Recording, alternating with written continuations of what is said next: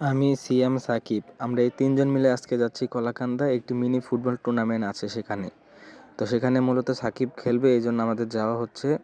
আমাদের সাথে আরও ২-৩ জন যাবে, এইজন্য আমরা সবাই মিলে একটি অটো রিজার্ভ নিয়ে কলাকান্দার উদ্দেশ্যে রওনা দিই আমরা। তো আমরা খেলার মাঠে চলে আসছি। এখানে সাকিব প্র্যাকটিস করতেছে। খেলার আগে একটু ফুটবল বলেন, ক্রিকেট বলেন, সব খেলাই কিন্তু একটু কঠিন। দুই দলই চায় তারা যেন বিজয়ী হয়।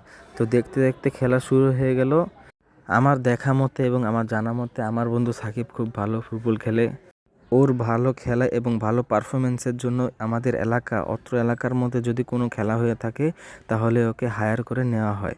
মূলত আমি সেখানে খেলা দেখতে গিয়েছিলাম। এখন কোন কোন দলের খেলা হচ্ছে সেটা আমি অবশ্য জানি না, কিন্তু নীল দলের খেলোয়াড়রা খুব ভালো খেলছে এবং আমার বন্ধু সাকিবের দল সেটাও খুব ভালো খেলছে।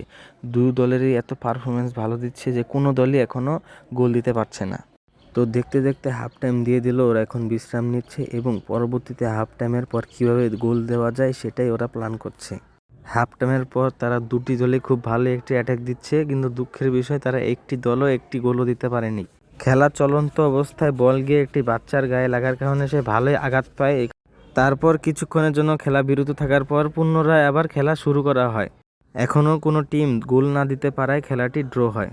দুই দলের মধ্যে কোনো দলই গোল না দিতে পারায় দুই দলের মধ্যে টাইব্রেকার শুরু হয়। টাইব্রেকারে নীল কালার জার্সি 2টি গোল দেয় এবং আমার বন্ধু সাকিবের দল একটি গোল দেওয়ায় তারা হেরে যায় এবং নীল কালার জার্সিরা বিজয় লাভ করে।